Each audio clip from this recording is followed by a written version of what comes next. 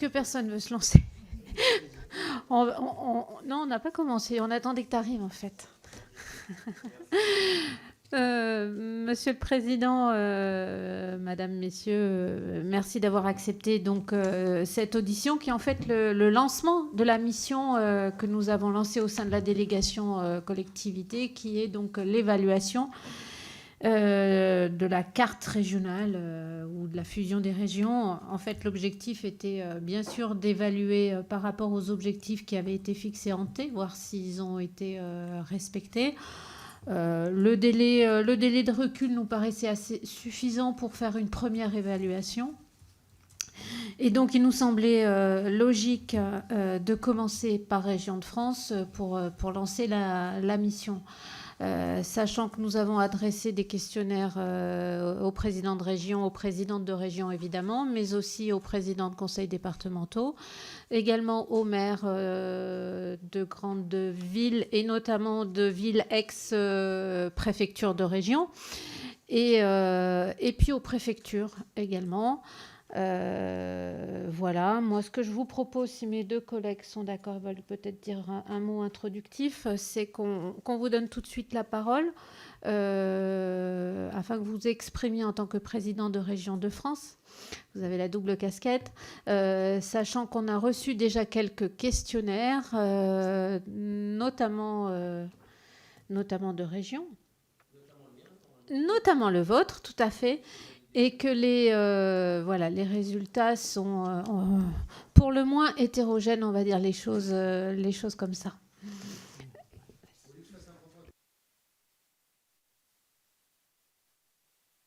Effectivement, donc vous remerciez d'inaugurer cette série d'auditions. Et donc tout ce qui va nous guider tout au long de ces entretiens, tout au long de ces auditions, c'est bien un triple objectif qu'avait assigné à l'époque le gouvernement à cette réforme en 2015. Et donc on va essayer de s'attacher à répondre et de vérifier si ces trois objectifs fixés par le gouvernement de l'époque sont aujourd'hui atteints. Et donc on aimerait bien évidemment avoir votre avis particulièrement aujourd'hui. Le premier, je le rappelle, c'était doter les régions françaises d'une taille critique. Une taille critique qui leur permet d'exercer la bonne échelle des compétences stratégiques des régions. Deuxièmement, rivaliser avec les autres collectivités en Europe, puisqu'on ne cessait de nous dire effectivement que les régions françaises étaient trop petites à l'échelle de l'Europe. Et enfin, et surtout, peut-être, réaliser des gains d'efficience. Donc voilà les trois objectifs qui étaient fixés à la loi et qui vont donc guider nos travaux durant les mois à venir. Merci. Oui, je serai très bref. Merci beaucoup d'avoir répondu à notre sollicitation. Je pense que, au-delà, en fait, en complément de ces trois objectifs de la loi qui a modifié la carte des régions, notre souci, c'est aussi de mesurer avec vous l'efficacité des politiques publiques avec les nouveaux conseils régionaux et donc l'efficacité des liens qu'ils ont avec les collectivités de rang inférieur et l'impact des politiques sur les territoires que vous administrez. On a souhaité aussi conduire cette mission maintenant parce que finalement, en termes de calendrier, c'était la dernière fenêtre de tir possible avant qu'elle ne puisse être éventuellement susceptible de gêner ou d'interférer avec les scrutins qui arriveront postérieurement. Et donc, on est très sensible à votre réactivité, à la fois en tant que président de région et en tant que président de l'ARF, pour nous apporter des réponses. Je crois aussi qu'un certain nombre de vos collègues présidents de région ont besoin d'être rassérénés sur la façon dont nous souhaitons conduire ces travaux. J'ai eu, moi, quelques remontées d'inquiétude. Donc, il faut que nous fassions ensemble ce travail de façon à ce que nous puissions vraiment produire un rapport qui soit utile à tous. Merci.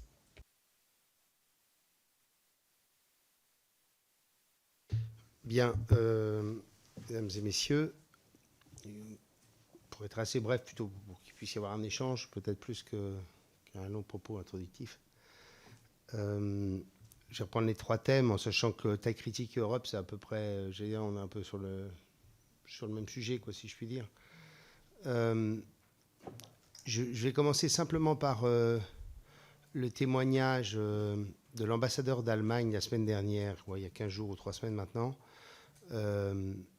lors des cérémonies du 6 juin, où j'avais invité les ambassadeurs européens à Caen et où Jean-Yves Le Drian m'avait fait l'honneur de présider le dîner du soir, puisque c'était à la fin de 2 jours consacrés à un forum que nous organisons sur la paix. Et donc, comme Jean-Yves Le Drian fait partie des ministres qui croient en la décentralisation, nous nous adressons régulièrement à lui, quel que soit son champ de compétences, pour essayer de faire passer des messages. Et à l'issue de cette conversation, l'ambassadeur de... si, il a été président de région, donc il y croit quand même. Heureusement. L'ambassadeur d'Allemagne nous disant, mais c'est quand même incroyable que la France soit le seul pays qui n'a pas compris encore qu'une partie de la réussite d'un pays est liée à la proximité de l'exercice du pouvoir. Bon. J'ai découvert il y a peu de temps que le MEDEF était devenu décentralisateur dans sa dernière formulation politique, s'appuyant notamment sur des études que j'imagine vous connaissez, que moi je ne connaissais pas pour tout vous dire, notamment une dernière de l'OCDE indiquant qu'il y avait une corrélation directe entre le niveau de croissance d'un pays et son niveau d'autonomie des pouvoirs. Et puis, j'allais dire, on est en plein dans les gilets jaunes, quoi, en clair, hein, des pouvoirs proches, etc. Le président de région, même s'il est plus éloigné que le président de département et encore plus éloigné que le maire, il est tout de même à portée de claque. On sait s'adresser à lui, on peut aller manifester à l'Assemblée régionale quand on le veut, et d'ailleurs les gens ne s'en privent pas. Et puis toutes les politiques régionales dans quasiment toutes les régions sont des politiques qui sont co-construites. En vérité, il y a souvent un long travail, un long exercice de dialogue avec les différents organismes concernés ou les différents partenaires concernés avant de proposer une politique, que ce soit sur l'apprentissage pour les uns, sur l'agriculture sur les autres, etc. Sur l'économie pour enfin d'autres sujets. De là, sur la taille critique, s'il fallait réécrire le découpage, il n'y a pas de doute qu'il faudrait le réécrire. En même temps, bien entendu, il ne faut surtout pas toucher à ça. Mais en clair, le découpage a été un découpage qui a été raté, enfin, on peut le dire comme ça. Il a été réussi dans une région comme la mienne, puisque la mienne a été divisée alors qu'elle n'aurait jamais dû l'être. Et c'est un vrai facteur pour nous de dynamique énorme, qui est très immatériel, mais qui est en réalité très consubstantiel à la reconfiguration de la Normandie. Je suis certain qu'aujourd'hui, Alain Rousset est heureux de sa région. Je ne suis pas convaincu que ce soit forcément les meilleurs découpages, comme la région Grand Est, où d'ailleurs on a fini par valider en quelque sorte une réécriture de l'histoire avec ce que vous venez de voter.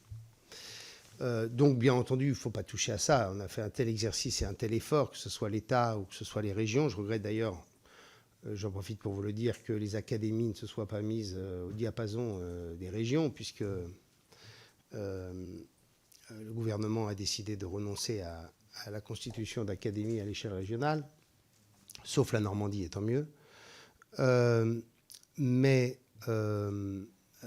très clairement, le découpage originel n'est pas nécessairement le bon, mais l'effort qui a été effectué est trop important pour aujourd'hui le remettre en cause. Est-ce que le fait régional s'impose progressivement? Alors vous allez me dire que moi j'ai les œillères d'un président de région, mais je crois que le fait régional s'impose progressivement. Je pense que dans le regard de nos compatriotes, sans probablement savoir exactement de quoi il s'agit, de ce que font vraiment les régions, je crois que nos compatriotes ont compris qu'une partie des sujets de leur vie de tous les jours sont traités par la région et que la collectivité régionale est aujourd'hui une collectivité importante dans dans le destin qui les lie à telle ou telle région. Mais ce qui est probablement plus fort dans l'inscription du fait régional, c'est le fait que le président de région soit élu au suffrage universel, direct. En clair, on n'est pas élu à l'issue d'un tripatouillage au sein de la majorité régionale, comme on l'est dans un département où, ayant été conseiller départemental, je peux le dire, il y a des discussions au sein d'une majorité départementale qui amènent à un moment qu'on choisisse tel ou tel président de département sans que ce soit forcément connu à l'avance par celles et ceux qui ont voté dans chaque canton. Je crois que l'élément majeur, c'est le fait que la région a bénéficié, grâce à la réforme du mode de scrutin et d'une liste unique au niveau régional, en quelque sorte, où globalement, on sait qui va devenir président de région quand on vote pour telle ou telle liste. Je pense que c'est un élément majeur. En plus de ça, ça s'inscrit un peu plus par le fait que au moins une partie des présidents de région sont des personnalités politiques qui ont une notoriété nationale, et ce qui fait que l'incarnation de la région s'effectue encore un peu plus. Est-ce que nous avons gagné en efficacité? J'allais dire que ça dépend d'abord de la situation financière de chaque région. Quand moi j'ai la chance de présider une région qui n'avait aucune dette, il est évident que j'ai une capacité d'investissement sans commune mesure avec toutes les autres collectivités. Pour prendre l'exemple de la Normandie, je peux investir 800 millions d'euros quand la deuxième collectivité en Normandie est la métropole de Rouen qui peut investir 200 millions d'euros par an, et que les départements ont plutôt une capacité d'investissement entre 50 et 100 millions d'euros. Donc il est évident que la région s'impose. La région s'est imposée aussi par le fait que progressivement, elle apparaît pour les acteurs économiques comme celle en charge du développement économique, en charge indirectement du développement économique à travers la formation, à travers, en quelque sorte, ce continuum sur le sujet, en charge de soutenir les PME sur l'exportation. Donc, elle s'impose très clairement sur le champ économique. Et d'ailleurs, les discussions qu'on a aujourd'hui avec le ministère de l'Économie et des Finances sur le transfert des pôles de compétitivité aux régions démontrent à quel point les choses s'affirment, et que le MEDEF, alors que tous les syndicats par nature sont toujours centralisateurs, deviennent décentralisateurs. C'est parce qu'on a bien compris qu'on était beaucoup plus efficace pour gérer les entreprises dans une relation qui est une relation quasi directe et immédiate. Moi, je prends un exemple simple. Il y a 15 jours, il y a une boîte qui a brûlé dans l'Orne. Il fallait faire un tour de table financier. En 2 heures, il a été fait parce que c'est la région qui décide sans que le préfet soit obligé de remonter ça à Bercy et que ça fasse l'objet de 3 interministériels avant de décider du niveau de financement. Bon. Donc les régions, par les compétences qui leur ont été attribuées, les compétences sur la mobilité, la formation, l'économie, au-delà de ces compétences traditionnelles, ont en effet aujourd'hui, je crois, acquis une vraie place dans l'architecture locale. Est-ce que nous sommes comparables aux régions européennes? Non, absolument pas. Bon, voilà, on ne va pas te raconter d'histoire. Entre des Landes qui sont à 20 milliards de budget et des régions qui sont à quelques milliards de budget, on est très très loin. Est-ce que ça passe nécessairement par une fiscalité propre pour aborder un sujet? Je ne le crois pas. Je pense qu'on peut tout à fait avoir un système stabilisé avec des dotations fixées par la loi dans un cadre permanent où, en clair, grosso modo, s'il n'y a pas de tripatouillage annuel, on sait que les régions, c'est X% de tel ou tel impôt national. Et je pense que ça n'obère pas du tout leur autonomie ou leur capacité à agir. Ce qui obère, c'est quand ça change chaque année ou quand on a en permanence des pas clairs sur tel ou tel sujet. Donc, très clairement, il ne se passe plus rien, enfin, c'est pas modeste ce que je veux dire, mais il ne se passe plus rien sur un territoire sans les régions. Vous prenez des sujets sur lesquels, pourtant, nous ne sommes pas inscrits dans la loi comme des chefs de file ou sur nos champs de compétences. Prenons les universités et la recherche. L'essentiel des capacités qu'ont les labos de nos régions à trouver des marges de manœuvre, ce sont les régions qui les apportent.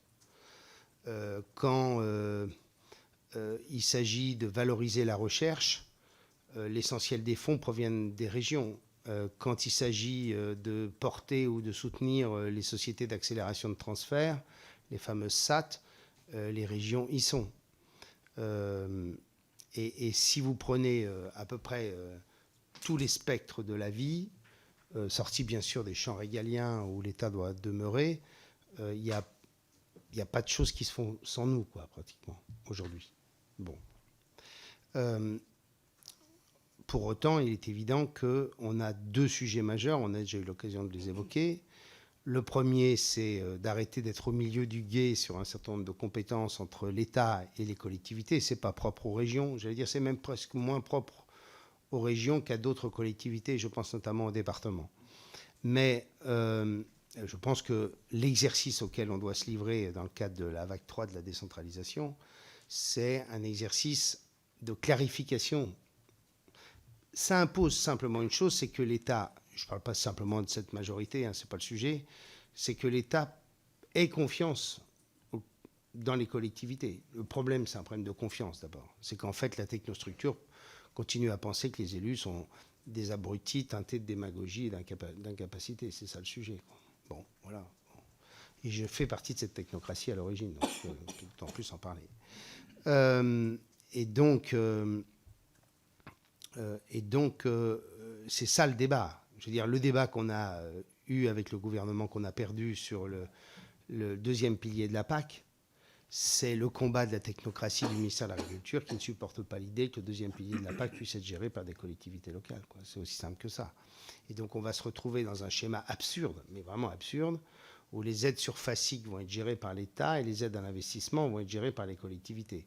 Ce qui veut dire quoi, par la région. Ce qui veut dire que quand vous allez décider de mettre en place des transitions agricoles sur un territoire, les MAEC auront été cadrés par l'État et les aides à l'investissement qui sont liées à la mutation seront cadrées par la région. Vous voyez un peu l'exercice de simplification auquel on se livre. Bien. Et donc, on a besoin de clarifier les choses. Et puis, l'État, alors je crois que le Président de la République a la volonté de le faire. Enfin, c'est ce qu'il dit et c'est ce que disent les membres du gouvernement. L'État, lui, a un immense exercice de clarification entre ses administrations déconcentrées et les agences. Puisque, aujourd'hui, vous avez des agences qui sont sous le contrôle de personne, ou presque. Personne ne contrôle les agences de l'eau, personne n'a la main sur l'ADEME, personne n'a la main sur des structures qui gèrent pourtant des milliards d'euros de budget et qui, dans des discours, vous parlent de conventions tripartites entre l'État, elles et nous, comme si elles avaient oublié qu'elles sont des agences de l'État.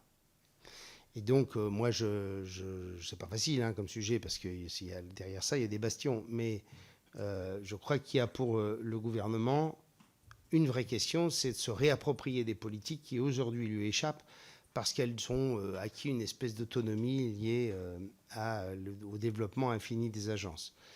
Et sur la question environnementale, on assiste à un sommet absolu, quoi. On est quand même là sur le sujet où honnêtement, on est en train de faire un travail à la Région de France très très précis dans le cadre de l'écriture de la décentralisation, en demandant aux services des régions d'expliquer à chaque fois qu'ils mettent en place une politique sur ce champ-là, quels sont leurs interlocuteurs, quels sont les mécanismes divers et variés. Je vous assure, c'est folie, quoi. Et donc, il faut qu'on trouve une séparation simple, celles qui doivent être confiées aux régions ou aux départements et celles qui doivent être confiées à l'État dans un schéma extrêmement simple. Si c'est l'État, c'est l'État. Et moi, je serais au gouvernement, je dirais, si c'est l'État, c'est les administrations déconcentrées de l'État. Et si c'est les collectivités, c'est les collectivités. Donc on a des champs de clarification qui, en même temps, permettront bien entendu de renforcer le poids de la décentralisation des pouvoirs locaux, si tant est on en a la volonté. Est-ce qu'on a gagné beaucoup en économie, pour terminer ? Il ne faut pas se raconter d'histoire. Bon, voilà. Moi, j'ai fait faire le calcul à mes services, vous verrez dans le questionnaire, on a gagné 15 millions. Vous vous rendez compte, c'est énorme. C'est une boutade. En réalité, on a des phénomènes très lourds, qui est bien entendu l'harmonisation statutaire entre collectivités. Je ne sais pas comment a fait Alain Rousset en Nouvelle-Aquitaine, mais moi, dans une région où j'avais les fonctionnaires des lycées les mieux payés de France, il a fallu que je mette tout le monde au même niveau, quoi. Bon. Il a fait pareil. Bon. Bah oui, mais parce qu'on on peut pas, on n'imagine pas une entreprise, quelle qu'elle soit, baisser le salaire des gens, quoi. Bon, et donc on a des phénomènes de rattrapage, notamment sur les régimes indemnitaires, qui sont extrêmement importants. Alors on a pu parfois les compenser, c'est mon cas, mais les effets sont plus longs à venir sur, par exemple, le retour aux 35 heures. Parce qu'en général, on a lié les deux. On fait des économies à la marge sur un certain nombre de postes de direction, parce que bien entendu, quand vous avez 3 collectivités avec des directeurs sur chaque service, sur chaque poste, sur chaque pôle, bien entendu, quand vous n'avez plus qu'un, vous n'avez plus qu'un seul directeur. Bon, mais là où on a fait le plus d'économies, en vérité, c'est sur la possibilité de grouper les achats, où là, on a pu faire des économies par millions ou par dizaines de millions, surtout si on a décidé de les grouper avec d'autres collectivités. Alors, je ne sais pas si c'est ce qui s'est fait ailleurs. Nous, on les a groupés avec les départements, on les a parfois groupés aussi avec les métropoles. Et donc là, quand on achète de l'énergie, qu'on se trouve région, département et grande ville, on fait des économies considérables sur l'achat des énergies diverses et variées, sur un certain nombre de biens et services dont nous avons besoin pour le fonctionnement quotidien. Inversement, ça impose aussi de développer...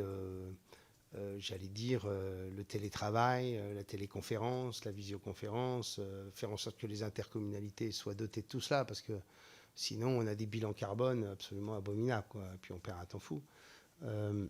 Mais il faut qu'on puisse, par exemple, on a évoqué ça à la dernière commission permanente, qu'on puisse faire en sorte que désormais les réunions puissent se faire sans qu'elles soient physiques. Je pense qu'il faudrait quasiment que les CP puissent être faites, au moins les réunions de commission du conseil régional puissent se faire en partie en visioconférence. Alors, il paraît que c'est légalement possible, qu'en revanche pour les CP ça ne l'est pas, mais il y a les services à vérifier. Mais on a besoin de faire en sorte que toute une série de décisions puissent être prises sans qu'on soit nécessairement présents tous dans la même salle, quoi. Je pense que ça s'impose, quoi. Qu'il y a un lieu physique de déterminer, mais qu'on puisse y participer tout en étant un peu en dehors. Bon, tout ça ferait faire des économies à la marge, mais bon, c'est pas le champ essentiel du sujet. Est-ce qu'à terme, on aura des volumes d'économies comme ceux qui étaient évoqués par le gouvernement quand on a fait les grandes régions? Non. Et puis, par ailleurs, comme les régions ont développé toute une série liée à l'affirmation de leur rôle, un certain nombre de compétences complémentaires, etc., on a été souvent obligé d'augmenter le niveau d'encadrement. Donc on est plutôt à faire basculer des fonctionnaires de catégorie C en B ou en A. Et donc, en clair, on a besoin plutôt de s'armer en compétences supplémentaires pour toute une série de sujets ou de politiques. Voilà. Je peux simplement vous dire une chose, c'est que je fais chaque année un sondage sur l'appréciation de la région, je ne le rends pas public, mais au moins je peux vous donner cet élément-là. C'est que chaque année, une des questions qui est posée aux Normands, c'est est-ce que vous avez un bilan positif ou non de la réunification de la Normandie? 3 sur 4 estiment que c'est positif pour la région. Bon. Et je suis sûr que ça l'est énormément, bon, en vérité. Au moins autant de façon immatérielle dans l'idée de la construction d'une communauté de destin autour d'une région qui est bien identifiée et qui est sur ses bases historiques, probablement moins vrai pour d'autres régions, autant ils le perçoivent aussi par la capacité de créer des dynamiques régionales liées au fait qu'on a acquis une taille et une surface suffisante pour que ça puisse avoir un sens. Je prends un exemple concret. Demain, nous inaugurons une énorme représentation de la Normandie aux Galeries Lafayette, dont je ne savais pas que c'était le 2e store le plus grand du monde, qui fait 2,5 milliards d'euros de chiffre d'affaires, 100 000 visiteurs par jour. Et les Galeries Lafayette ont décidé, 70% à l'étranger, ils ont décidé de ne plus faire payer en juillet et août un grand acteur du luxe pour avoir cette représentation, mais de faire global local. Et donc par des connexions communes, ils ont choisi de faire ça avec la Normandie. Si ça avait été la haute ou la basse, ça ne se serait pas fait. Voilà, aussi simplement que ça, quoi. Et donc, voilà, il y a des choses qu'on peut mettre en place plus facilement, avec des moyens plus affirmés. Mais on a encore un exercice que la France doit se livrer, c'est de bâtir une réelle subsidiarité, c'est-à-dire ne pas faire de la décentralisation qui est du top-down, c'est-à-dire en clair, qu'est-ce que je décide de concéder aux collectivités, mais de bâtir un schéma de décentralisation où on se pose la question aussi simple que cela, à chaque fois qu'on parle d'un sujet ou d'une compétence, où doit-elle être exercée avant de la transférer au niveau supérieur. Voilà ce que je pourrais vous dire. Je ne sais pas si je suis très complet, mais enfin, ce que je pourrais vous dire sur le sujet.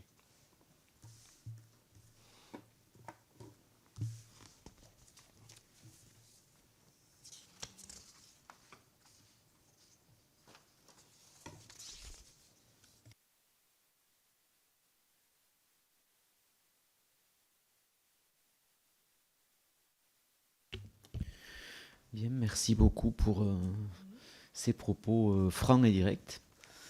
On va donc maintenant faire un échange. Peut-être nous-mêmes, rapporteurs, allons vous poser quelques questions et puis on passera évidemment la parole à nos collègues. Pour ce qui me concerne, je voudrais qu'on revienne sur la question de l'efficacité, parce que pour moi, c'est celle qui est centrale. Vous avez dit que votre sentiment était qu'il n'y avait pas un gain en efficience majeur. Est-ce que vous pourriez détailler un peu plus la question du lien entre les régions nouvellement configurées, ou pas d'ailleurs, enfin, les régions, les départements, les intercos. J'ai besoin d'aller un peu plus loin sur le fait de savoir si on a perdu en efficacité du fait de la modification des cartes régionales par rapport aux choses qui sont traitées conjointement entre la région et les départements, ou entre la région et les intercos, et aussi peut-être plus positivement, comment s'organise aujourd'hui votre travail essentiellement avec les intercos ou les communautés d'agglo sur le volet économique. Merci. Plusieurs questions. Hein ?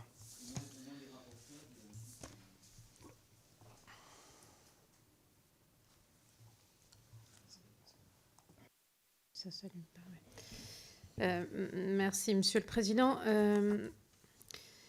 La première remarque que je ferai, c'est avec les quelques questionnaires que nous avons déjà reçus. Très clairement, la région Normandie semble être la région où la réforme est réussie. Vous l'avez dit, hein, efficacité chez moi, oui. Ailleurs, je ne suis pas sûre. Pour être sur la région Auvergne-Rhône-Alpes, je n'ai pas du tout le même ressenti. On verra ce que donne quand on aura l'ensemble des questionnaires. Moi, j'ai envie de vous demander, est-ce que la clarification de la compétence économique, selon vous, est achevée ? Sur la question du transport scolaire, qui a fait couler beaucoup d'encre, est-ce que vous avez des regrets par rapport à ce que nous avons voté ? Et est-ce que sur des compétences qui semblent peut-être de second ordre, qui sont les compétences qui touchent notamment à la filière sportive, à la filière culturelle, est-ce que vous trouvez qu'on a gagné en efficacité et qu'on a gagné en proximité ? Merci. Et pour ma part, je voudrais évoquer le troisième objectif qui était celui de rivaliser avec les collectivités comparables en Europe, puisque donc on voit bien effectivement, moi je partage ce qu'a dit ma collègue, hein, à la lecture la réponse des questionnaires, on voit qu'en Normandie, la réforme, c'est vraiment, soldée par un bilan positif. On l'a vu notamment sur la compétence transport, hein, qui est bien expliquée dans les questionnaires, qui n'aurait pas pu être mené, les fameux trains intercités que vous avez mis en place, qui n'auraient pas pu être mis de la même façon en œuvre avec les deux anciennes régions.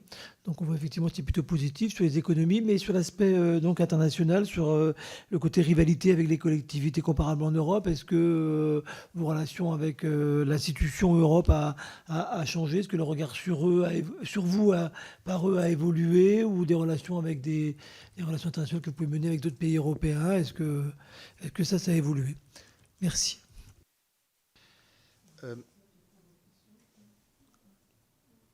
On propose que M. Morin réponde à cette première série de questions, puis après on donne la parole aux députés qui sont dans la salle. Merci. La relation avec alors c'est très difficile la question de la relation avec les départements et les intercommunalités parce que chacun a la vie à sa façon. Moi, je pense que l'affirmation de grandes régions a relégitimé la place des départements, très clairement. Voilà. Non, mais je le dis parce que la question qui s'est posée à un moment, je rappelle qu'on a commencé le texte Valls avec l'idée que les départements allaient disparaître. Hein. Bon. Je pense que le seul endroit où les départements doivent disparaître, c'est là où il y a des métropoles qui sont incontestables et qui sont des vraies métropoles à l'aune mondiale, où on voit bien qu'il n'y a plus de place pour les départements. Mais sortis donc de 5-6 endroits ou 6 lieux en France, je pense que les départements ont leur place. Et je pense que dans le cadre de la clarification des compétences, il y a beaucoup à faire entre l'État et les départements sur bien des champs, que ce soit le logement, avec probablement une répartition des rôles avec les intercommunalités, que ce soit sur la question du handicap, par exemple, du médico-social. Je pense qu'il y a là des champs qui mériteraient largement d'être repensés avec l'affirmation du rôle des départements.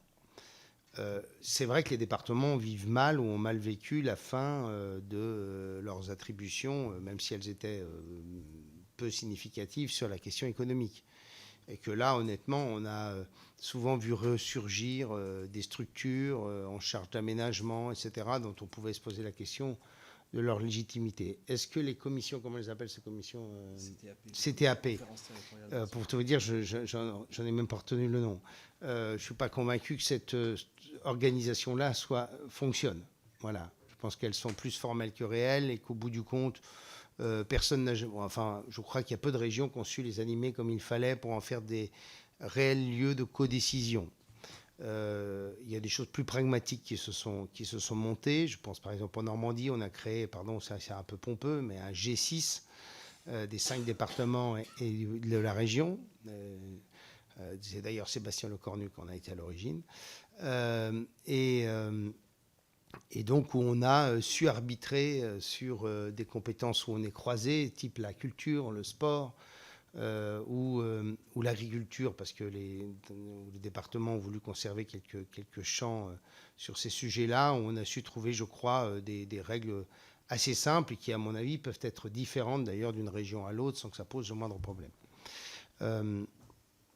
Ce qui est sûr, c'est que les intercommunalités qui ont pris beaucoup de taille, qui ont pris une envergure extrêmement importante, il est clair qu'aujourd'hui, ce sont nos interlocuteurs privilégiés.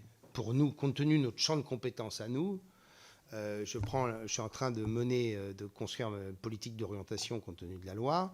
On crée une agence de l'orientation. On veut bien entendu bâtir des politiques d'orientation qui soient par bassin d'emploi. On s'appuie sur qui pour le faire? Sur les intercommunalités à qui on demande de pouvoir faire le boulot de proximité dans l'échange entre collégiens, lycéens, chefs d'entreprise, etc., etc. Quand on est sur l'immobilier, on le fait avec les intercommunalités, même si certaines intercommunalités ont retransféré cette compétence au département. Quand vous êtes sur des intercommunalités rurales de 5 000 ou 10 000 habitants, il est évident qu'elles n'ont pas la capacité de pouvoir monter un projet immobilier significatif, et donc très logiquement, les départements ont repris la main. Mais très clairement, sur bien des sujets, on est dans une relation qui est d'abord une relation de proximité avec les intercommunalités, c'est évident. En Normandie, l'intercommunalité 71. Donc ce sont des gens on les voit souvent, quoi, en fait, en vérité. Hein. On voit bien sûr les présidents de département, mais on a le sentiment qu'on a plus de choses à faire en commun avec les intercommunalités qu'avec les régions. Je dis sentiment pour ne fâcher personne. Donc, je pense qu'il n'y a pas de... Je pense que chacun a sa place si chacun veut bien jouer à fond la carte que la loi lui a donnée. Voilà. Moi, je serai président de département, j'essaierai de tout faire pour prendre en main au maximum le handicap, le médico-social, faire de l'innovation, faire de l'expérimentation, essayer de porter des sujets. Et j'essaierai pas d'aller consacrer quelques centaines de milliers d'euros ou millions d'euros sur des sujets où la région, normalement, ou les intercommunalités ont l'essentiel de la compétence. Et donc il y a aussi un boulot pour les préfets qui est de faire en sorte de faire respecter la loi sur des champs de compétences où parfois les préfets ont tendance à fermer les yeux, il faut le dire. Bon, voilà. Mais si je prends des sujets comme le transport scolaire que vous évoquiez tout à l'heure, bon, c'est une source d'emmerdement, le transport scolaire. Quand des présidents de département me disent « mais c'est un truc de proximité, il aurait fallu laisser ça au département », oui, peut-être. Mais en même temps, franchement, quand le président du département du Calvados gère le transport scolaire de Caen, moi je les gère aussi de Caen, siège de la région. Enfin voilà, donc ça ne change rien. Le président de la Seine-Maritime... Allez-y. Sur tous ces sujets, votre avis de président de la Normandie est évidemment très intéressant et très important. Mais si je puis me permettre, la Normandie est une région d'une taille plutôt modeste. Et moi, ce qui m'interpelle, c'est aussi que vous nous disiez quelles sont les remontées à l'ARF des régions de taille plus importante sur ces sujets-là. Parce que, pour ne rebondir que sur votre dernière remarque sur le transport scolaire, l'Occitanie, par exemple, que nous connaissons pour un certain nombre d'entre nous bien ici, a fait le choix de redéléguer au département la gestion du transport scolaire, faisant le constat que de chez elle, c'était difficile. Bon, est-ce que on peut essayer de... Enfin, c'est vraiment important qu'on ait... voilà. Merci. J'ai le sentiment que ce que je dis pour la Normandie, parce que je l'éclaire par la Normandie, est vécu de la même façon par les autres présidents de région. Et alors on me dit que sur l'Occitanie, en fait, c'est simplement temporaire le temps que les marchés se terminent. Bon. Et moi, j'ai été obligé aussi de laisser un département, parce que j'ai un département qui ne voulait pas le lâcher pendant un an, donc jusqu'au moment où il a constaté qu'il fallait bien le faire. Bon. Mais derrière ça, il y a quand même une vraie cohérence. Et c'est celle-là qu'on a voulu faire dans d'ailleurs un travail qui a été mené de façon très, très fluide avec la ministre des Transports sur la question des mobilités. Parce qu'en réalité, si on prend le champ des mobilités, on a enfin quelque chose qui tient la route, quoi, si je puis dire. En clair, la capacité de pouvoir bâtir une vraie politique de la mobilité avec la prise en main de la totalité de la compétence, qui va même pour certains d'entre nous jusqu'au train, puisque certains d'entre nous ont récupéré les trains intercités. Et donc on a désormais la capacité de bâtir un schéma et une carte régionale des mobilités comme jamais on a pu le faire jusqu'alors. C'est énorme. Et c'était dommage de ne pas avoir le transport scolaire, parce que le transport scolaire est peut-être aussi un facteur de mobilité, notamment dans les territoires ruraux. Donc ça a du sens de le faire. Et donc revenir sur cela, ce serait une erreur. Moi, j'ai quand même, j'imagine que d'autres ont fait aussi la même chose, on a suivi l'ensemble des déplacements des Normands par leur téléphone portable pendant 1 mois et demi. On sait exactement combien de Normands chaque jour vont d'un endroit à un autre. Ça permet quand même de rompre toute une série d'images qu'on avait sur les mobilités qui ne correspondaient absolument à rien. C'est-à-dire qu'on continuait à avoir des schémas de mobilité qui ne correspondaient pas à la vie de nos compatriotes. Bon. Et là, maintenant, dès lors que la région a la main sur le tout, eh bien, elle peut rebâtir les choses, elle peut faire en sorte que le bus soit connecté aux bonnes heures, c'est des choses aussi simples que ça, au train, faire en sorte que le bus redevienne un facteur de rabattement sur le train, que le bus puisse remplacer le train là où le bus apparaît plus efficace que le train. Enfin bref, il y a 36 hypothèses possibles. Et ça, c'est possible parce que la région a la main sur le tout. Et là encore, elle va être avec les intercommunalités sur cette question-là, au-delà des agglos et des métropoles qui, elles, travaillent déjà depuis longtemps avec nous. Je pense que le champ de la culture est un champ où on devrait très clairement apprécier la décentralisation beaucoup plus que cela. Je prends un exemple. Est-ce que les FRAC doivent être co-gérés État-région? Mais quand je vous ai dit ça, on revient à la question préalable, c'est que pour le ministère de la Culture, confier la culture à des ploucs, c'est pas possible. Non mais je vous jure, c'est ce domaine-là, hein, ça va pas au-delà. Hein. C'est que c'est des gens qui sont... Vous n'avez pas filé à des élus locaux le soutien voilà, la création, c'est pas possible. Mais quand je vois aujourd'hui ce que représente le poids des régions dans les FRAC, pour prendre ce seul exemple, on voit bien qu'on aurait besoin, là aussi, d'un vrai exercice de simplification. Je rappelle que 75% des crédits de la République consacrés à la culture proviennent des collectivités locales. Le sport, même chose. Plutôt que de faire une espèce de CTAP du sport, là, voilà, franchement, j'ai pas été sympa avec la ministre des Sports quand je l'ai vu. J'ai dit, mais tout ça rime à rien. Mais en vérité, il y a des sujets qui devraient être de l'État complètement, totalement. Sportifs de haut niveau, la lutte contre le dopage, etc., le soutien aux fédérations, enfin bref. Voilà. Vraiment pourchasser. Mais tout le reste devrait être confié aux collectivités. Après, charge de savoir où on les met, mais le tourisme. Pardon, on a eu un plan vélo dernièrement. À quoi ça rime à quoi un plan vélo de l'État, quoi? Il y a eu un plan tiers-lieu aussi, mais les tiers-lieux, on en fait. On a tous des schémas de développement des tiers-lieux. Et en fait, un préfet me faisait observer ça, qui n'est pas en Normandie, pour qu'il ne puisse pas être pisté, lors d'une réunion que je faisais il y a peu de temps, et où on évoquait les discussions qu'on avait sur la vague 3 de la décentralisation, et ce préfet de région, d'une autre région que la mienne, me disait, en vérité, un des grands facteurs de complexité de l'action publique, c'est que tous les gouvernements, les uns après les autres, ont des ministres qui veulent annoncer des choses. Et comme ils veulent annoncer des choses, ils annoncent des choses sur des sujets sur lesquels ils ne devraient pas être.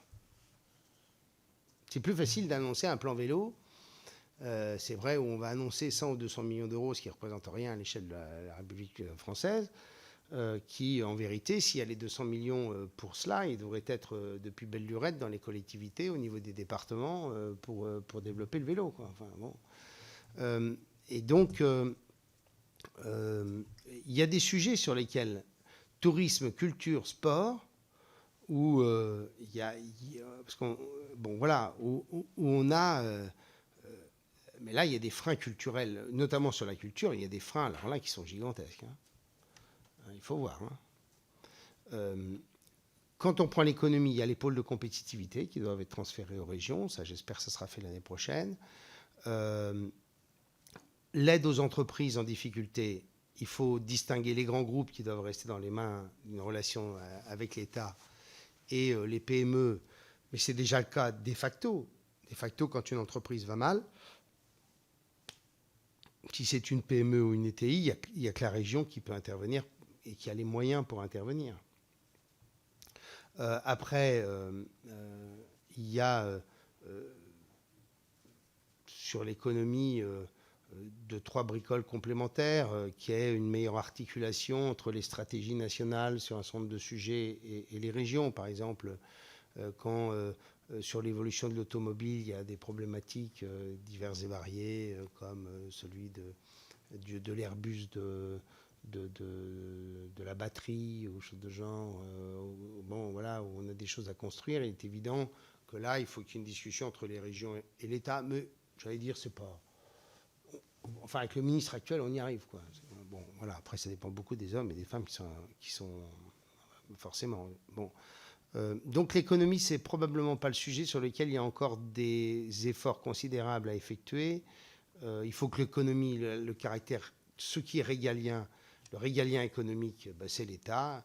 Il faut que ce soit l'État, complètement l'État et totalement l'État. Et puis, quand il s'agit du soutien aux entreprises, le développement de filières, des grades de développement, eh bien, il faut que ce soit l'État.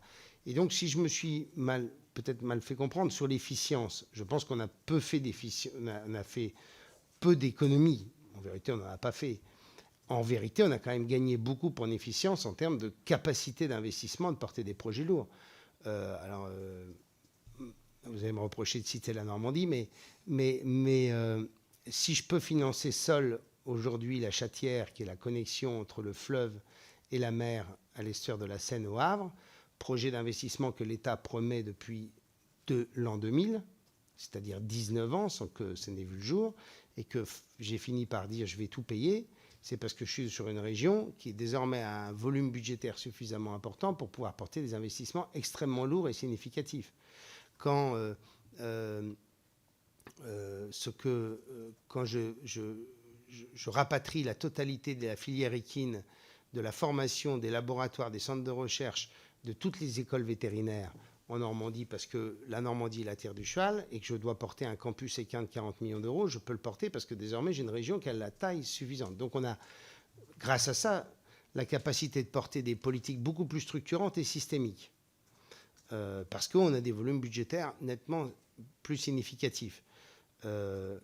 Mais très clairement, on est très loin du schéma européen, quoi. On est très, très, très loin du schéma européen. Je crois que les aides à l'économie entre la France et l'Allemagne portées par les Landes, on est dans un rapport de 1 à 8, je crois, ou 1 à 10, quelque chose de ce genre, non, c'est ça, hein?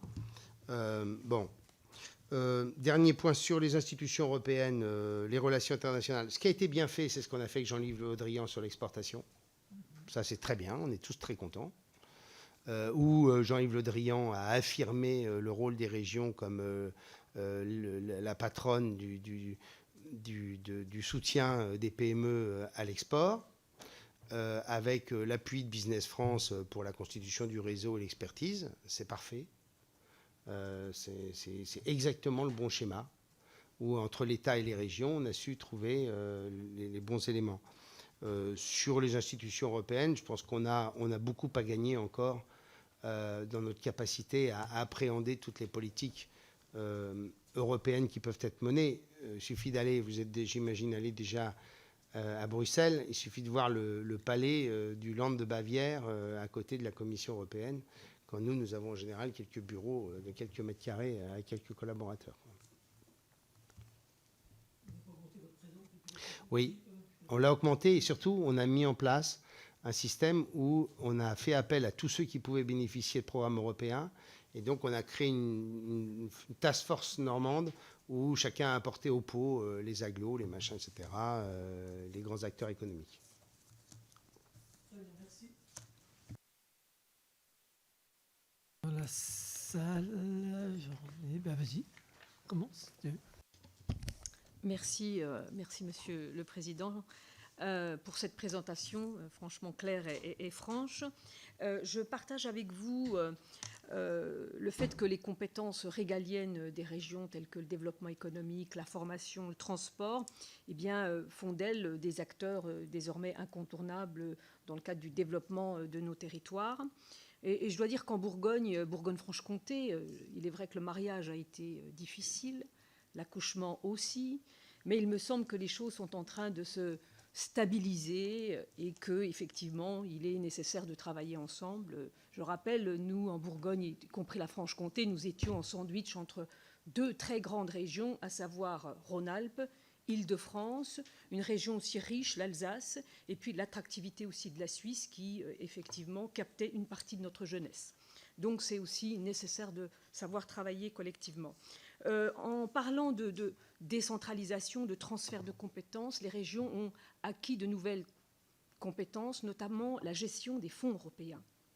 Et nous sortons d'une campagne électorale et nous avons été ici ou là interpellés par de nombreux concitoyens, porteurs de projets, et nous dire ô combien il était difficile et toute la complexité concernant le montage des dossiers. Et donc, je voulais savoir comment, effectivement, les régions de France travaillaient là-dessus, parce que c'est un vrai sujet. Et ça me semble, effectivement, un petit peu déplorable de voir que le taux de réalisation reste bas, très bas encore, alors qu'il y a des projets, il y a des besoins sur le territoire. Je vous remercie. Je renais tout de suite, et puis après, on répondra à l'ensemble des questions. Merci, Monsieur le rapporteur. Monsieur le Président, merci pour votre présence. Moi, j'ai quatre remarques. La première, c'est vrai que je suis assez surpris quand même que vous n'ayez pas fait d'économie. Bon, donc, au sens où on peut imaginer qu'il y ait une phase transitoire avec... bon, mais se dire qu'on ne fera pas d'économie quand on réunit deux organisations avec nécessairement des doublons, avec nécessairement des synergies, alors, je ne vais pas dire que c'est choquant parce que le mot est fort, si vous voulez, mais je ne compare même pas à ce que effectivement la loi avait projeté, etc., parce que ça, c'était peut-être complètement illusoire. Mais voilà, donc c'est un point... Je voudrais éclairer un petit peu, est-ce que vous pensez que c'est définitif le fait que les économies soient faibles, ou est-ce qu'à un moment donné, elles vont être un peu plus significatives? Deuxième question, la Cour des comptes a sorti son rapport sur les finances locales, et les finances locales des régions sont bonnes, les finances sont bonnes. Je veux savoir pourquoi, quelles sont vos explications pour lesquelles aujourd'hui ça se passe bien, et évidemment nous nous en réjouissons, parce que la capacité d'autofinancement ont augmenté. Troisième point, sur la décentralisation, la manière dont vous le présentez, vous parlez plus de clarification de compétences. Effectivement, on est d'accord là-dessus, plutôt que sur peut-être un certain nombre de compétences supplémentaires. Peut-être qu'il y en a qui doivent descendre de l'État sur les collectivités territoriales. Est-ce que dans ce chapitre, avec un peu l'éclairage maintenant de ces grandes régions, avec un peu le recul, est-ce qu'il y a aussi des compétences qu'il faudrait repasser, non pas des régions vers l'État, mais des régions vers les départements, vers les intercos? Et ce sera, je fais le lien avec mon dernier point. Dans ces grandes régions, il y a aujourd'hui, alors effectivement, le fait régional maintenant s'impose petit à petit, mais il y a encore cette perception que la région est loin. En tout cas, il peut y avoir cette perception que la région est loin. Et il y a un vrai travail aujourd'hui pour faire en sorte que ce soit pas qu'un sujet de métropole, les régions. On voit bien les régions aujourd'hui, l'énergie qu'elles mettent pour exister en Europe, qu'elles mettent pour développer la compétitivité de leur métropole. C'est moins clair en tous les cas dans les territoires sur comment vous assurez le développement sur l'ensemble du territoire. Et voilà, là-dessus, maintenant les régions sont plus grandes. Est-ce que c'est compliqué? Enfin, quelles sont vos idées pour assurer cette diffusion la plus équilibrée possible sur l'ensemble du territoire? Merci, Monsieur le Ministre. Et puis, pour finir la série de questions, il y avait une question de Charles Courson. Ah, Rémi aussi? D'accord. Charles Courson qui avait levé la main. Et puis après, on laissera Monsieur Morin répondre. Oui, bonjour Monsieur le Président. J'avais 3 petites questions à vous poser.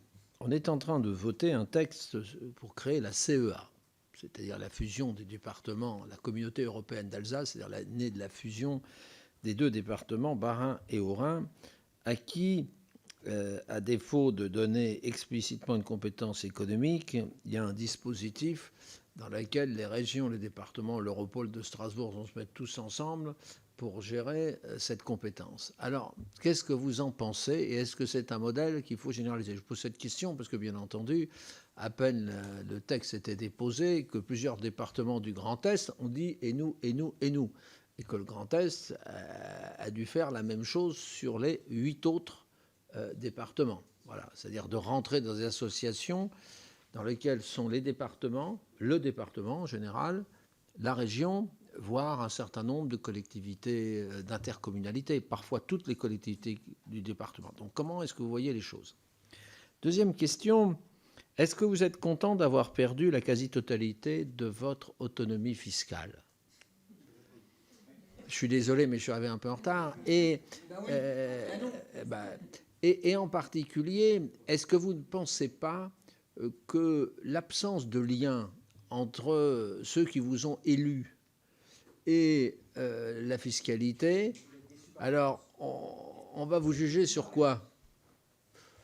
Voilà. Et est-ce que ceci ne va pas induire, c'est-à-dire les perpétuelles revendications des régions à l'égard de l'État, en disant on n'a pas assez, vos subventions sont insuffisantes, etc. Et puis, troisième question, est-ce que vous avez étudié le contrôle de légalité sur le principe de spécialité auxquels sont assujetties les régions? Est-ce qu'il y a des contentieux? Est-ce que vous avez fait une synthèse de cette affaire? Je pose cette question parce que beaucoup de gens ont constaté, la Cour des comptes notamment, un dépérissement du contrôle de légalité. Ça ne concerne pas que les régions d'ailleurs, les départements, voire les communes. Donc est-ce que vous avez constaté un dépérissement, c'est-à-dire même quand vous êtes en dehors de votre compétence, bon, on laisse faire, quoi. Bon, voilà.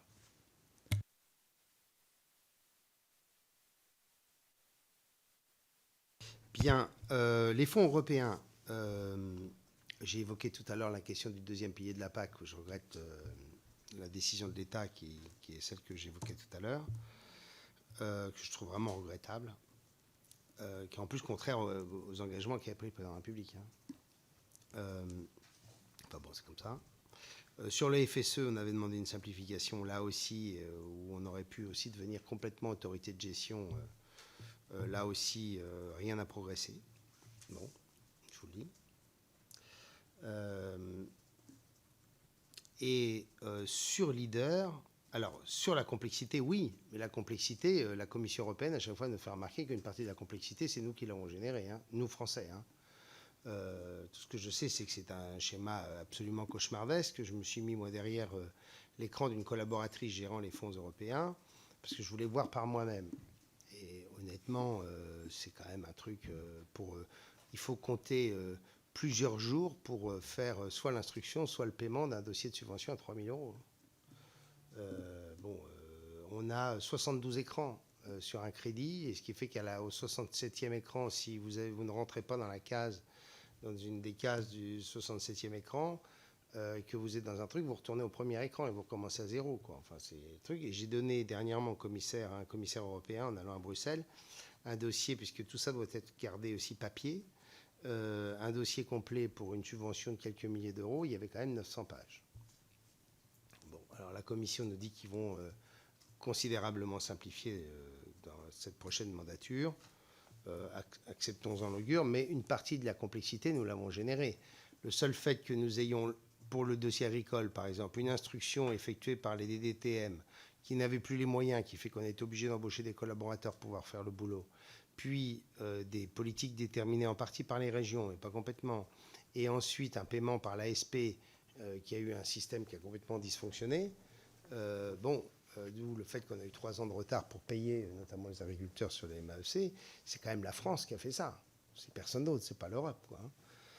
Et donc on a besoin d'avoir des unités complètes, instruction, politique et gestion et liquidation des dossiers, quoi. Il faut que le tout soit dans les mains de la même collectivité. Ça, c'est ce qui a été décidé. Après, la répartition qui a été donnée n'est pas bonne.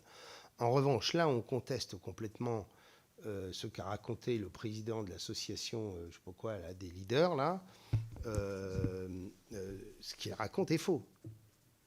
Nous avons tous bénéficié de la réserve de performance parce qu'on a suffisamment engagé de crédits pour qu'on puisse bénéficier des crédits complémentaires. Alors oui, ça a été chaud. Ça a été hyper dur. Moi, j'ai convoqué personnellement les patrons des groupes Action Leader de mon territoire pour leur dire combien vous avez de dossiers à sortir. Il nous en manque 2, donc on a fait un boulot de dingue pour arriver en temps et en heure. Mais en fait, comme on a pris beaucoup de retard, nous, la France, pas la région, nous, la France, dans le déploiement de ces programmes, on arrive en fin de course. Voilà. Donc, mais aujourd'hui, tous les indicateurs qu'on a de toutes les régions, c'est qu'on aura consommé 100% des crédits. Voilà. Et qu'il en manquera, même, qu'on aurait pu en consommer plus. Ce qui est vrai, c'est qu'on a un retard à l'allumage considérable, mais il faut savoir que les dossiers sont constitués de telle façon. Il faut quand même avoir en tête que quand vous demandez un crédit européen, vous devez présenter à chaque fois plusieurs devis. C'est-à-dire que si vous louez une voiture, pour votre truc, vous êtes obligé de présenter un devis Avis, un devis Hertz et un devis Europcar.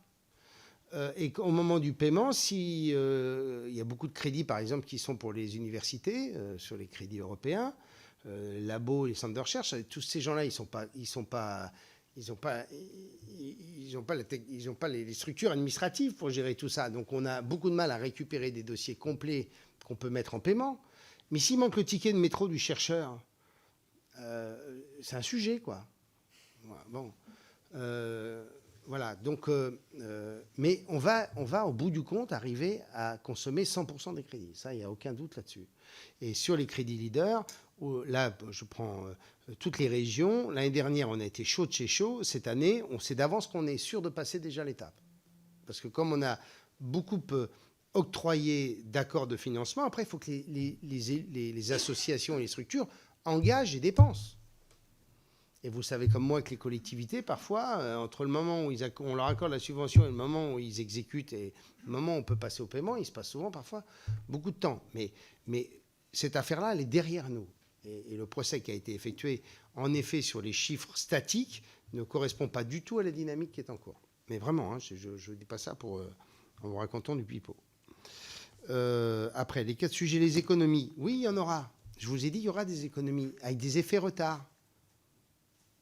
Mais quand on a tout d'un coup une augmentation de la masse salariale considérable liée au régime à l'harmonisation des régimes indemnitaires, il est évident que le temps qu'on puisse bénéficier des réorganisations de structures, et puis en plus de ça, il y a quand même un sujet, on est entre nous, c'est que le président de région, il a pas non plus, il a envie d'avoir du calme chez lui, donc afficher forcément qu'il va y avoir des réductions d'effectifs liées à la réorganisation, c'est des choses que vous constatez, que vous n'êtes pas forcément obligé de claironner, quoi. Enfin, voilà, quoi. Bon. Mais il y aura des réelles économies. Et il y a des économies, je vous dis, sur tout ce qui est achat de biens et services, achat de fluides, achat d'énergie, on a fait des économies gigantesques. C'est vrai que sur les réorganisations de structures, ce n'est pas toujours le cas. Mais allez voir les intercommunalités qui ont fusionné. Moi, j'en connais qui ont fait beaucoup d'économies, j'en connais qui n'ont pas fait un centime d'économie. Bon, voilà. Et regardez les entreprises qui fusionnent. Ce n'est pas toujours facteur d'économie. Hein. C'est souvent des grands moments de déséquilibre des entreprises avec des business plans qui se sont avérés complètement fous. Il y a quand même des fusions d'entreprises qui ont été des échecs gigantesques en vérité. Parce qu'il y a quand même aussi en plus des questions culturelles. C'est-à-dire souvent des collectivités qui sont créées des cultures et qui tout d'un coup se retrouvent en... Mais il y a des économies, mais c'est vrai qu'il y a aussi eu beaucoup de dépenses nouvelles, c'est vrai. Et puis en plus, on a quand même tous décidé de passer, je prends l'apprentissage pour prendre un exemple qu'on aime bien, on a tous fait des efforts gigantesques pour faire en sorte que des compétences qui nous ont été accordées en 2015 puissent faire l'objet ensuite d'une vraie amélioration sur les territoires.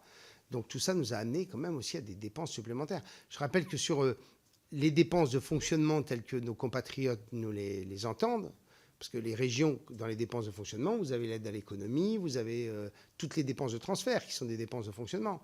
Mais j'ai les chiffres de ma région, pardon, mais les dépenses de fonctionnement réelles d'une région comme la Normandie, un peu plus de 2 milliards de budget, c'est 250 millions. Donc vous ne pouvez pas faire non plus des centaines de millions d'euros d'économies. Si vous faites des économies de fonctionnement sur le reste, c'est que vous racontez des blagues à nos compatriotes. Si vous dites, ouais, je fais des économies de dépenses de fonctionnement, mais c'est que vous avez tapé sur les crédits de formation, etc., etc. Alors ça, moi aussi, je suis capable de faire des réductions, des grosses économies. Mais bon, les finances sont bonnes. Est-ce que je peux vous dire quelque chose ? Ouais, on est entre nous. Je ne devrais pas dire ça, ça va faire plaisir aux députés de la majorité. Mais il est clair que la règle des 1-2 a été quand même pour nous un exercice difficile, mais elle nous a amené en vérité à avoir des capacités d'autofinancement plus importantes que celles qu'on aurait eu sans la règle des 1-2. Voilà, je vous dis les choses telles qu'elles sont. Moi, parce que la règle des 1-2, compte tenu de la croissance naturelle d'un certain nombre de dépenses, c'est des exercices extrêmement chauds, hein, c'est difficile. Mais au bout du compte, moi j'étais sur... on s'était fixé comme truc de faire 220 millions d'euros chaque année d'excédent de fonctionnement. On est passé à 290 grâce aux règles des 1-2 en vérité. Grâce, entre guillemets, mais on est obligé de le faire. Oui, voilà, quoi. Bon, après, on peut se dire, voilà, mais il est clair que ça nous a tous contraints à un exercice qui nous ont obligés de... Voilà, donc on a fait mieux que ce qu'on avait prévu de faire. Moi, je n'ai pas signé. Hein. Donc, mais je suis obligé de le faire. Si je ne le fais pas, je suis ruiné. Hein, donc, je suis obligé de le faire. Hein. Pareil. Si. Et sur les compétences transférées, très franchement, ce que je crois, c'est qu'entre les différents échelons de collectivité, on a besoin, là aussi, de clarification sur un certain nombre de sujets qu'on évoquait tout à l'heure, qui sont des sujets dans lesquels il n'y a pas des budgets forcément absolument considérables. Le tourisme, le sport, la culture. Là, il y a des champs sur lesquels il y a besoin de faire de la simplification, parce que ça a une des conséquences assez lourdes. C'est que comme les collectivités ont toutes eu des budgets difficiles à tenir soit parce qu'il y avait des dérives de dépenses importantes, type les départements qui étaient en situation financière difficile, soit parce qu'il y avait la règle des 1-2. On s'est retrouvé dans beaucoup d'endroits ou de secteurs où les collectivités se sont dit « je suis en cofinancement, moi j'arrête mon financement et l'autre collectivité se démerde ». Vous voyez ce que je veux dire, quoi. Bon.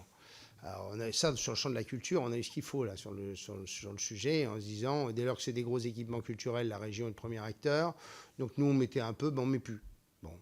Alors après, nous il faut bien que les choses fonctionnent, quoi. Mais donc là il y a besoin à mon sens, d'un peu fixer les choses sur ces sujets-là. Et je continue à penser que sur les compétences, le vrai sujet c'est la question de la formation et du pilotage de la politique de l'emploi. Je le répète pour la 57e fois, pardon de m'avoir déjà entendu 10 fois sur le sujet, mais on ne peut pas continuer à avoir un système qui dysfonctionne aussi lourdement et sur lequel le gouvernement, contrairement à ce qu'on nous dit à chaque fois, ne veut pas avancer, qui est pourtant le fait de donner aux régions la possibilité de piloter la politique de l'emploi. Il faut qu'on puisse avoir la main sur les collaborateurs de Pôle emploi, des missions locales, pour pouvoir faire en sorte qu'on puisse s'adresser aux chômeurs et aux demandeurs d'emploi. Et on ne peut pas le faire. On ne peut pas continuer à avoir des dizaines d'organismes qui tous, dans leur coin, continuent à faire de la formation, de l'accompagnement des chômeurs, etc., de la réinsertion. Il y en a un sujet sur lequel, là, il y a un immense exercice qui devrait amener à ce que l'État dise on file ça aux régions et les régions ont la main pour faire les choses, quoi. Enfin, voilà, sinon, on n'y arrive pas. Bon. Et puis ensuite, qu'est-ce qu'il y avait comme question? Région, métropole, ah oui, collectivité. Il y a un sujet, moi je me suis livré à cet exercice dernièrement, donc je peux vous en livrer les éléments, c'est que la métropolisation de l'économie fait de la France comme du reste du monde un système qui s'apparente au système stellaire, c'est-à-dire qu'il y a des trous noirs qui avalent toute la matière. Et donc c'est terrible, c'est qu'il y a des dynamiques. Nous avons, comme dans toutes les régions, fait des contrats de territoire avec les intercommunalités où on finance tous leurs grands programmes d'équipement et d'infrastructure. Je prends ma région, on a consacré 500 millions d'euros pour soutenir les intercommunalités, les communes. Mais en vérité, et on a décidé de financer beaucoup plus fortement et des taux de subvention plus élevés les territoires ruraux et de vraiment tout faire pour leur donner un coup de main. Mais sauf que les appels de budget des métropoles et des grandes villes sont énormes et on n'y peut rien, quoi. Je veux dire, les centres de recherche, ils sont dans les métropoles. Les grands équipements, sont les métropoles ou les grandes agglos. Et donc, en clair, quand vous prenez les contrats de territoire, nous, on a mis 500 millions d'euros, tout en subventionnant plus les territoires les plus pauvres, tout en décidant parfois de prendre en charge quasiment la totalité des schémas. Je prends un exemple. J'ai décidé de faire du retournement, comme dans les entreprises. J'ai proposé à deux collectivités, mais une est beaucoup plus avancée que l'autre, de lui dire « vous bénéficiez de la force de frappe financière de la région, je paie tout. Et on va faire de vous un grand pôle touristique de la région sur le tourisme médiéval. » Le maire s'est emparé du sujet, tout le village s'en est emparé, formidable, ça marche super bien, ils ont plein de projets, on leur a mis un bureau d'études super performant et tout. Bon, il a présenté ça il y a 6 mois à toute sa population, la population est enthousiaste, etc. Bon. La région va donc consacrer 15 millions d'euros sur un seul village pour en faire un grand lieu de développement touristique. Alors on peut le faire à différents endroits, mais faut-il encore qu'il y ait de la matière pour pouvoir le faire? Et que le problème, c'est que dans beaucoup de territoires ruraux, il y a malheureusement plus souvent suffisamment de matière pour pouvoir générer des projets, pour pouvoir recréer les conditions d'une grappe de développement. Et que de l'autre côté, vous avez les grandes agglomérations et les grandes métropoles qui sont des aspirateurs à financement gigantesques parce qu'ils ont des besoins gigantesques. C'est les universités, c'est les centres de recherche, c'est les grandes infrastructures. Et donc, sur mes 500 millions d'euros que j'ai consacrés au territoire, si je fais l'équation des 3 grandes villes de Normandie ou des 4 grandes villes de Normandie et ce que j'ai mis dans les territoires ruraux, tout en ayant subventionné beaucoup plus les territoires ruraux, je n'ai pas besoin de vous dire que la balance, elle est tout de suite faite. Mais ce qui est sûr, c'est que ce n'est pas avec l'Agence nationale de cohésion des territoires que vous allez changer les choses. Hein. Parce que ça, comme incongruité absolue, c'est quand même formidable. Hein. Bon. Ça n'a aucun sens. Aucun sens. Penser qu'une agence nationale va pouvoir mener des politiques de proximité pour faire du développement local, mais c'est quand même c'est le contraire du bon sens, quoi. Donc voilà, quoi. Que ça puisse être une agence facilitatrice pour mettre en place des tuyauteries, pourquoi pas. Qu'il puisse y avoir un peu d'expertise technique que nous n'avons pas. Bon, voilà. Mais le reste, ça n'a pas de sens. Ça n'a aucun sens. Ouais, enfin, pas si sûr. La communauté d'Alsace, pour répondre à monsieur... Alors oui, moi, là où je suis assez favorable, je pense que la Société du Grand Paris, qui porte l'ensemble des programmes d'infrastructure sur Paris, je pense que ça aurait du sens de les faire dans les autres grandes métropoles. Parce que comme les contrats de plan, on est sur des niveaux d'exécution extrêmement faibles, il faut trouver un moyen d'asseoir une société qui a une capacité de proximité avec une ressource locale. Et je pense que les grandes métropoles françaises auraient la capacité d'avoir l'équivalent d'une société du Grand Paris, une société du Grand Toulouse, une société du Grand Marseille. Je pense qu'on y gagnerait beaucoup. Je le dis parce que je pense que ça fait partie des instruments qu'on pourrait développer. La communauté, la collectivité européenne d'Alsace, ça c'est le fruit d'un découpage territorial de la région Grand Est qui n'avait pas de sens, quoi. Voilà. Donc voilà, bon. Après, l'Alsace aurait dû faire une seule collectivité, qui aurait été ça le bon schéma, quoi. Enfin bon, ça a été raté. Donc sur l'autonomie fiscale, j'ai déjà répondu. Non, nous, ce qu'on dit, c'est qu'il peut y avoir des adaptations par territoire. C'est-à-dire qu'on peut avoir des schémas territoriaux qui soient différents d'une région à l'autre. Que l'adaptation qu'on avait prévue dans la Constitution, c'est une adaptation des compétences, mais une adaptation aussi des schémas territoriaux. On peut avoir les deux. De là à retransférer des compétences qu'on a confiées à des régions, moi, je ne suis pas une grande région, mais je pense qu'il y a peu de régions qui ont envie de rentrer dans un schéma comme celui-ci. Mais je pense qu'il y a... Oui. Peut-être. Peut-être.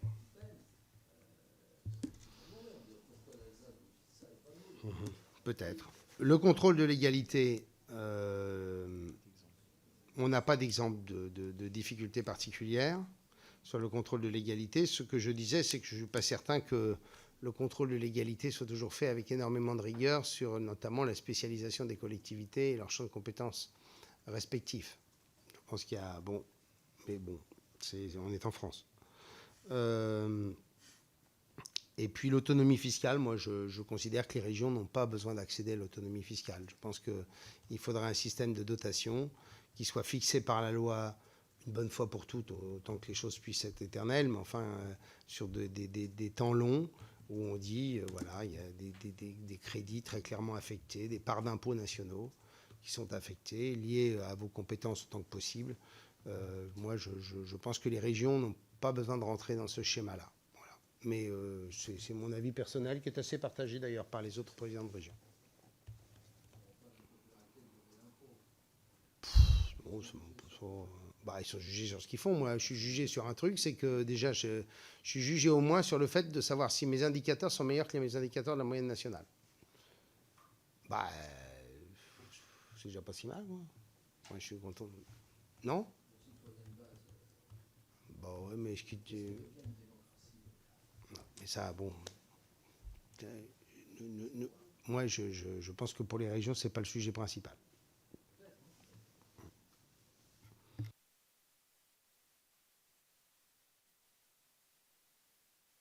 Bon, on va poursuivre encore jusqu'à 15h, 15h15, si ça vous convient. Moi, je voudrais revenir sur ce qui a présidé à cette réforme, en tout cas un des postulats de cette réforme qui était, mon collègue y est revenu tout à l'heure, la taille critique, notamment par rapport aux autres régions européennes. Je voudrais juste rappeler qu'en matière de population, les régions françaises d'avant 2016, elles n'avaient pas de complexe à avoir de ce côté-là, que 60% des régions françaises d'avant 2016, elles avaient une population tout à fait... oui, 60% des régions européennes étaient moins peuplées que le Limousin. Si je prends le Limousin, qui était la région la moins peuplée de la métropole, donc cet argument-là, l'objectif d'homogénéisation, à mon sens, n'avait aucune véracité. Et en plus, sauf étude contraire, je n'ai jamais vu de corrélation entre les résultats économiques, le taux de chômage et la taille des régions. Mais bon, peut-être que je me trompe, mais auquel cas, je demande à voir les études. Et pour moi, la question, ce n'est pas celle du millefeuille, mais c'est bien celle de la bonne application du principe de subsidiarité. La question, elle est celle-là. Moi, je voudrais revenir sur un point, c'est la carte des services déconcentrés de l'État. Au moment de la discussion de la loi, de la carte des régions, on avait eu justement cette discussion et à aucun moment, on nous a vendu cette réforme de calquer les services déconcentrés de l'État sur la carte régionale. Alors vous, Monsieur Morin, vous semblez le regretter, vous appelez même les académies. Moi, je le déplore. Je le déplore parce que, en termes d'aménagement du territoire, c'est catastrophique. C'est catastrophique, notamment pour les anciennes capitales régionales. Clermont-Ferrand, par exemple.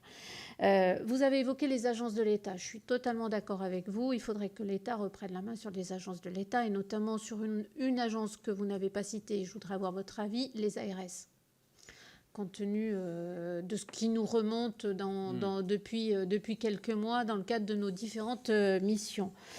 Et enfin, sur un dernier point peut-être, sur la métropolisation, sur ce phénomène de métropolisation, on n'y peut rien. Je ne suis pas tout à fait de cet avis. Encore faudrait-il qu'on ait des études sur les externalités négatives de la métropolisation, et ça, visiblement, on n'y est pas prêt.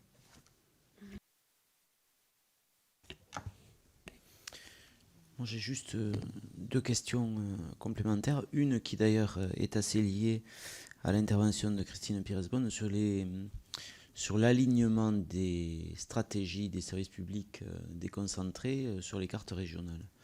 Effectivement, ça produit des dégâts collatéraux assez considérables. Et au-delà de cet alignement de la cartographie, moi je voudrais votre sentiment sur la perception que vous avez aujourd'hui du lien entre les préfectures de région et les préfectures de département. Moi, mon sentiment, c'est que les préfectures de département ont été largement dépecées d'un certain nombre de prérogatives qu'elles avaient au profit de préfectures de région qui, assez paradoxalement, ont beaucoup de mal à les exercer au profit des territoires parce qu'elles sont éloignées, probablement sous-dotées ou en tout cas insuffisamment en contact avec les territoires.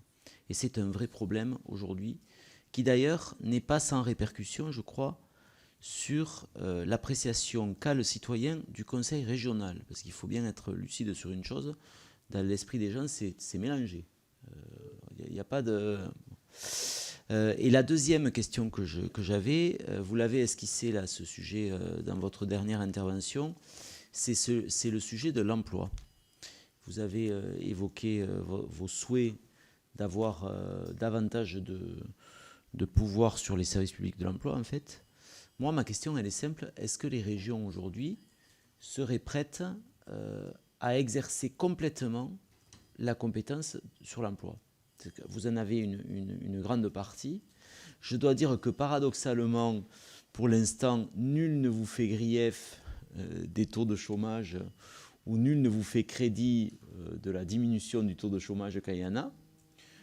Puisque dans l'imaginaire collectif, c'est plutôt l'État qui doit se préoccuper de ça. Mais moi, il me semble qu'au stade où nous en sommes, on est un peu au milieu du gué, on pourrait aller plus loin sur la déconcentration du service public de l'emploi et considérer que les régions ayant une compétence économique très étendue, aller au bout de la logique et faire en sorte qu'elles soient en charge de ces sujets, ça peut être une interrogation. Donc, quel est votre avis ?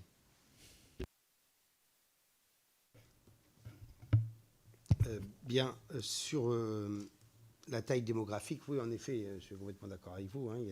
L'Allemagne a des landes qui ont des volumes démographiques faibles. La Sarre, par exemple, c'est une petite région en termes démographiques. Sur les services déconcentrés, on a le droit aussi d'être intelligent, quoi. On n'est pas obligé de tout mettre au même endroit, quoi. Voilà, on peut spécialiser des services, on peut mettre des services déconcentrés de l'État, on n'est pas obligé de les mettre dans les mêmes villes. Mais vraiment, honnêtement, quand vous discutez d'une carte des formations avec un recteur, alors c'est quand même plus facile de savoir que vous avez un seul recteur qui va s'occuper d'une seule et même région, parce que vous devez quand même avoir une vision un peu régionale de votre...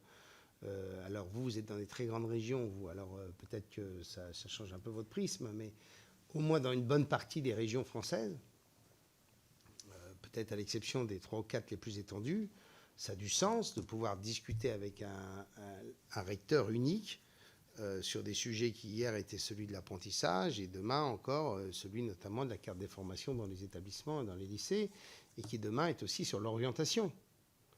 Je rappelle qu'à partir du moment où vous décidez d'une politique d'orientation, on voit mal s'il faut que la région discute avec 3 recteurs ou 4 recteurs d'une politique d'orientation où chaque recteur va trouver que là, on le dépouille trop ailleurs, il faut préserver telle ou telle chose. C'est compliqué, quoi. Mais je pense qu'on n'est pas obligé de... Voilà, je pense que l'État peut faire aussi un même effort de déploiement des services dans des anciennes capitales régionales, sans tous les concentrer à Lyon, pour prendre l'exemple que vous avez l'air de sous-entendre. Sur l'ARS, moi je pense qu'il y a une partie des politiques de santé qui pourraient être décentralisées déjà. Bon. D'ailleurs, on est quand même des acteurs aujourd'hui importants, notamment pour le financement de ce que les uns et les autres ont appelé d'un nom, globalement des maisons de santé pour prendre un terme générique. On a quand même des compétences importantes puisqu'on forme l'ensemble des professions paramédicales, c'est des budgets considérables. Le volume des infirmières, c'est nous qui le décidons, des kinés, etc. On ouvre des formations d'audioprothésistes, d'orthoptistes, d'orthophonistes, enfin bon, bref, etc. Donc tout ça, on le finance. Mais on a été limité à ce champ comme s'il y avait le champ noble et le champ non noble, quoi. Donc je pense qu'il y a une partie des compétences sur lesquelles on pourrait estimer que les régions puissent prendre la main. Les ARS,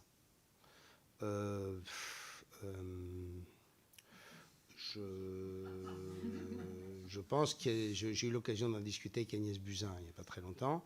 Je pense qu'ils ont besoin de formation. Oui.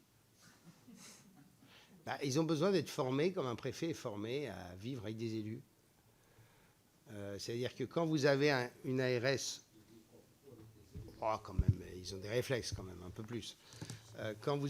Voilà, voici. Enfin, pas tous, mais enfin, la plupart. Les ARS, quand ils ont fait du cabinet ministériel et de l'administration centrale et qu'ils se retrouvent ARS, ils ont le sentiment qu'il suffit de connaître les dossiers pour pouvoir mettre en place une politique de santé. C'est plus compliqué que ça, quoi. Notamment quand il s'agit de restructurer des hôpitaux. Ça nécessite un dialogue, ça nécessite d'être capable d'affronter des manifestations, d'aller dialoguer avec des syndicats. Ça impose de pouvoir bâtir des dramaturgies avec les élus, bâtir des modèles où chacun accepte l'idée d'une mise en scène de tout cela. Et je pense que c'est plus ça que les ARS ont besoin de comprendre, c'est que on ne peut pas bâtir des politiques en restant dans son bureau et qu'il y a besoin d'appréhender les choses et qu'ils n'ont pas eu cette culture-là la plupart du temps quand ils sont nommés, quoi. Oui, généralement, quoi. Bon. Donc, ce ne serait pas complètement idiot de les remettre sous l'autorité des préfets, par exemple. Bon, voilà. Bon, voilà, c'est mon sentiment. Mais... Oui, ça, je sais. Oui, voilà. Mais bon. Et puis les préfectures de département, ça c'est sûr que les préfectures de département sont quand même... Les préfets de département sont des rois nus, quoi, hein, quand même. Ça c'est évident. Mais voilà, je pense qu'il y a... Est-ce que pour autant il s'agit de retirer des attributions qui seraient aux préfets de région et qu'on remettrait dans les préfets de département?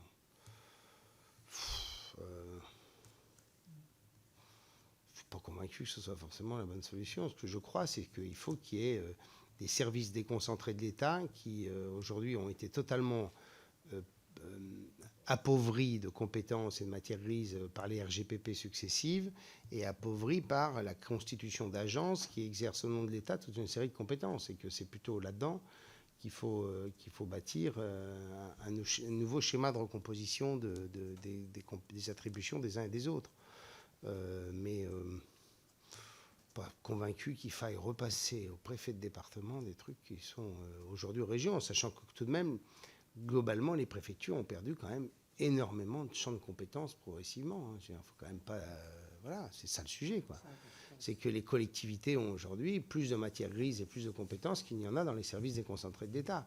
Moi, j'étais jeune élu, j'avais des DDA formidables avec des techniciens extraordinaires. Regardez ce qui reste dans les DDTM aujourd'hui. Bon. Et aujourd'hui, les mêmes compétences, elles sont exercées par des hommes et des femmes qui sont dans les collectivités régionales et qui ont été embauchés par les régions pour faire le boulot qu'elles faisaient avant. On a beaucoup d'anciens fonctionnaires de l'État dans nos collectivités, de très bonne qualité. Et les sous-préfectures, si on a, c'est toujours le même. Moi, je pense qu'un sous-préfet, il peut être un acteur pour notamment tout ce qui concerne les questions de formation, d'emploi, etc., s'il fait le boulot à fond, etc. Bon, alors on vient au sujet, c'est que nous, on est demandeurs. Il y a 3 régions qui ont demandé à expérimenter la prise en main totale de la politique de l'emploi. C'est la région Centre, Val-de-Loire, la région Nouvelle-Aquitaine et la mienne. Puisque il n'est pas question de le faire à l'échelle nationale, puisque ce n'est pas dans l'air du temps, ce qu'on a dit, donnez-nous au moins la chance de pouvoir vous montrer que ce serait plus efficace. Bon, voilà. Et ce qu'on ne demande pas, c'est la décentralisation de Pôle emploi. On demande d'avoir l'autorité fonctionnelle sur les collaborateurs de Pôle emploi gérant les demandeurs d'emploi. Et nous demandons à ce que les missions locales, on puisse là aussi avoir une partie de pilotage, parce qu'on l'évoquait avec le gouvernement la semaine dernière sur une réunion autour du Premier ministre. On a des situations les plus contrastées sur la gestion des missions locales. Bon. On continue à avoir des chambres de commerce et des chambres de métiers qui continuent à faire des choses. Il y a les OPCO qui décident de faire des trucs. Il y a des initiatives qui viennent de l'État. Il y a des structures qui ont été créées par l'histoire, qui s'occupent là aussi de formation de demandeurs d'emploi. On a la question d'une meilleure articulation entre insertion et formation des demandeurs d'emploi. Bon, et le drame de tout ça, c'est qu'il y a personne qui peut dire c'est moi le boss, quoi. Voilà. Non, mais tout ça, c'est... Tant mieux.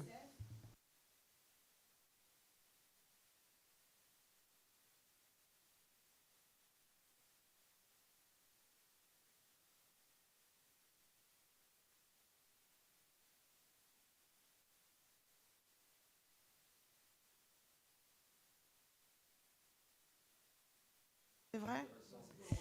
Oui, non, je suis vice-présidente de l'UNML, donc je peux vous parler du réseau des missions locales qui ne sont pas du tout demandeuses, effectivement, de donner la main aux régions pour plusieurs choses. Un, parce que ça va donner des situations complètement disparates sur le territoire et donc un problème d'équité. Et puis, oui, mais enfin, je veux dire, après, c'est pas une question. Je pense que c'est une question de volonté de coopération sur les territoires. Encore une fois, nous, on travaille très bien au niveau du réseau régional des missions locales avec la région Bretagne. Et donc, ça veut dire que c'est possible et on n'a pas besoin de redonner la main aux régions, si je peux me permettre. Et le réseau des missions locales est en train de se réformer puisque nous avons voté un cadre de référence commun de l'offre de services au niveau national et que nous sommes en train de réfléchir à la labellisation justement pour éviter les situations disparates dans la gestion.